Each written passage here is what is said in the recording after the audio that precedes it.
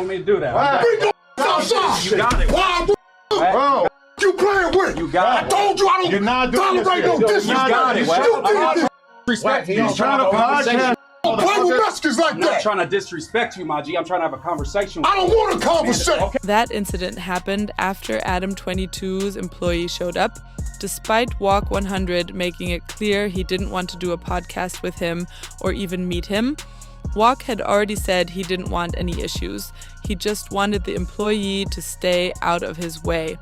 His frustration came from the fact that the employee had been going off, being disrespectful, throwing insults, and calling him out of his name, even saying things like nobody was scared of him. Despite that, Adam still brought the employee along, which came off as an attempt to provoke Wack, and that's what led to the reaction you saw. My perspective on the situation has shifted a bit.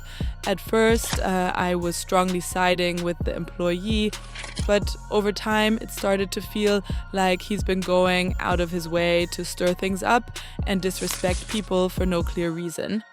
I even noticed him doing the same thing to me, making things up and pushing weird narratives out of nowhere. Seeing him act the same way toward Wack made me question his intentions. On the live stream today, the employee claimed he had asked Adam for permission and that Adam gave him the green light to go at Wack. Adam pretty much said was like, yo, because I'm like, hey, yo, I got these opinions about Wack. Like, can I go at him a little bit? And Adam's like, yeah, he'll respect you way more if you do. And then I'm like, I do it. And then he crashes on me. I'm like, well, that didn't go how I thought. But hey, we got 1 million views out of it. No, none of you pulled 1 million views from that. Adam 22 did, not you. But hearing all this is what made things start to click for me. When I first met this guy, he came off as cool and respectful. And this isn't about normal criticism. We all critique each other, that's part of the space. But he took it way past that. It wasn't just commentary anymore, it turned into straight up disrespect. It started to feel like someone was pushing him to act that way. Now he's saying he asked Adam if he could go at Wack 100, and Adam supposedly told him, yeah, he'll respect you for it. But anyone who understands Wack, even people who don't know him personally, knows that's not how he operates. Disrespect isn't going to earn his respect, but that's just not his mindset. So the guy goes ahead with it, Adam brings him in anyway, and then everything blows up. Wack calls into the live stream, and that's where things really stand out. There's a moment where they play a clip of the guy talking crazy about Wack, and Adam is literally sitting there listening to it. Then right after, when Wack repeats what was said, Adam acts like he never heard it. That's what doesn't add up, you just heard the clip. So when Wack calls in, he's clearly frustrated. From his point of view, he had already made it clear to No Jumper and everyone involved that he didn't want anything to do with this guy. He warned them, and they still put him in that situation anyway. That's why he feels like he got set up and why he's irritated seeing people act like he's the one who started the problem. What? Adam chose to play a game that I told him as a man, hey, bro, I'm not cool with dude. I don't want to sit down with dude. No boy's cool. That's what you want to do, cool? I'm telling you, this is me. Because if I'd have told Adam, yeah, bring him in, then took off on him, then I'm wrong.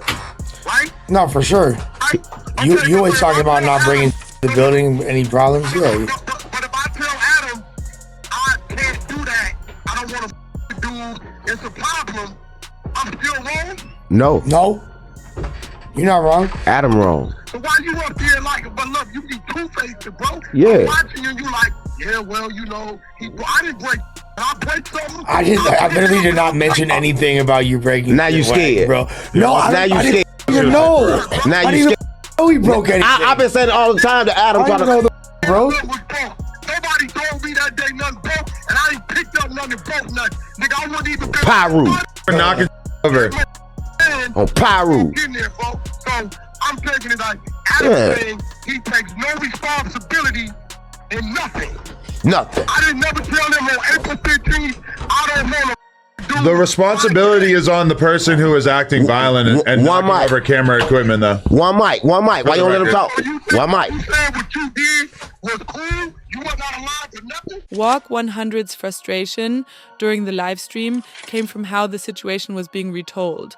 They were framing it like he was the bully, like he was just picking on the employee for no reason, and like he had no valid reason to react the way he did. So Wack called in to address it directly. He basically asked Adam 22, "Do you not feel any responsibility here?" Pointing out that Adam knowingly brought around someone Wack had already said multiple times he didn't want to deal with. At that moment, they hadn't yet heard Moose come out and say that Adam had actually given the employee the green light to go at Wack. But even without that, Adam's response stood out. He said he had zero responsibility, zero accountability, and that he did nothing wrong at all. According to him, all the blame fell entirely on Wack. That's where it starts to feel off, because acting like there's absolutely no responsibility on his side, given the setup, doesn't really add up. I mean, bringing two podcasters together on a podcast, what's wrong with that? Did I not tell you I didn't want to sit down with dudes several times? Yeah, but it's the same thing that you did to Spody Face, right? Me, what? No, definitely not. It's exactly the same. Definitely not. No, it's not. What's the difference? Because DC Baby Draco has never disrespected Sporty Face. Yes, he did. Adam 22 is my guy. I've got love for him. But moments like this make you wonder why he won't just take accountability. What's happening here is a lot of deflection. He shifts the conversation, brings up unrelated situations, and kind of spins things to avoid owning his part. At first, Wack 100 gets pulled into that when Adam pivots to the Sporty Face situation. But that comparison doesn't really hold up. If Adam truly believes Wack was wrong in that situation, then logically, he should also be able to see how bringing someone Wack had issues with after being told not to would also be wrong. Those are two completely different scenarios. The real equivalent would be if Wack brought someone Adam had serious issues with onto a podcast after Adam clearly said not to. That's a direct parallel. Otherwise, it's like comparing unrelated situations just to justify behavior. It doesn't really add up. Adam does manage to sidetrack the conversation for a bit, but once Wack refocuses, the core issue is still there. Honestly, this could have been resolved pretty easily. A simple acknowledgement, "I messed up, I shouldn't have done that, my bad," would have de-escalated everything. You can still say the other person overreacted, but at least you're owning your part. Instead, Adam leans fully into denial, acting like he's never seen the employee do anything wrong, even when there are clips right there. It turns into this stance where Wack is entirely at fault, despite being provoked, while Adam takes zero responsibility. At that point, it's hard to tell whether that's intentional deflection or if he genuinely believes it. Either way, it makes the situation feel way more frustrating than it needed to be. No, he didn't. For sure he did. No emotion. So you justifying it. No emotion. I'm just saying you did the same thing I did. We both ran a play. You're just way more emotional about it. Sporty Face never told me he didn't want to sit down with DC Baby Draco. I think it was implied when he was making all those videos about him. Did I not text that to you on April 15th? I don't know. I'd have to review my text. It's on your text. Either way, I learned from the best. I saw what you did to Spody Face with DC, and I figured that you would be down for some of the same antics. I don't know why it has to be so serious. Cause nigga almost got killed, nigga. But he almost got killed because Wack can't handle himself and just do a podcast. I've been a man with more responsibilities longer than you. If a man tells you, I don't want to do that, that's that man being responsible. But that doesn't justify you lashing out in violence. Oh my God. You got a Mexican what he gonna do to me. You what? You got a Mexican popping lush. Even you knew it. Didn't I tell you? Don't bring that dude around me, bro. I don't want to with him. Did I not tell you that? Yup. I know, and I can acknowledge that, yeah, I brought him around you and you had said not to or whatever, but That doesn't justify you going on a Godzilla-style rant, knocking cameras over and trying to fight him. You just like everybody else. You should have just done a podcast. Wait, hold on. Oh, my So you God. saying if a man tell you what he doesn't want to be around, you're saying you can make that decision, and when happens, you don't got no responsibility?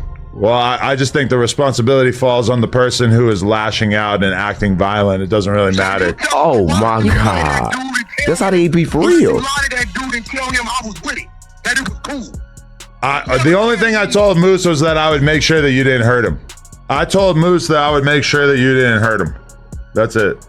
But you couldn't make sure that. You ain't no. But I did. I'll stop me. Adam, you can't stop me. You scared to even fight for yourself. But I did stop you. Me, bro.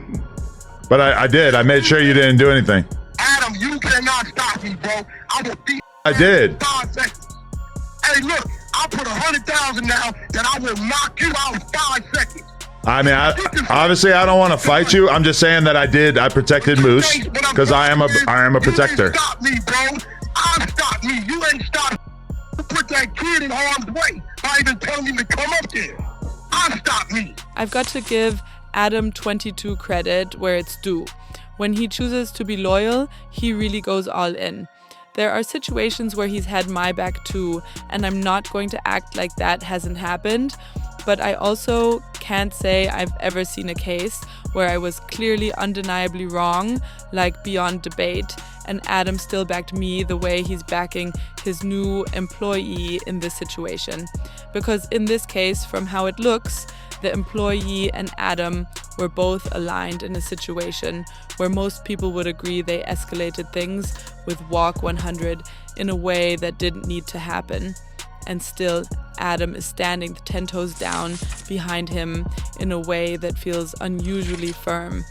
I remember a different situation involving Wack where there was misinformation floating around about Munchie B allegedly dissing his hood on my podcast. The issue wasn't even accurate. It actually happened on the street TV platform, not mine. But when I watched Adam and Wack discuss it afterward, Adam still leaned into the narrative that I was in the wrong. Even when I felt the facts didn't fully match what was being said, he didn't really step in to defend me in a strong way. So from my own experience, I've never really seen him go this hard for me in a situation where I was clearly right.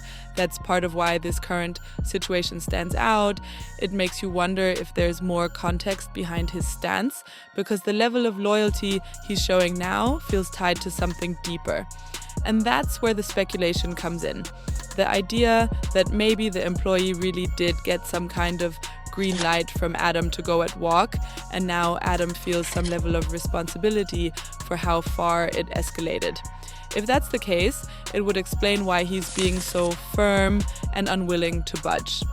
At the same time, from Wack's perspective, he's done trying to reason with it.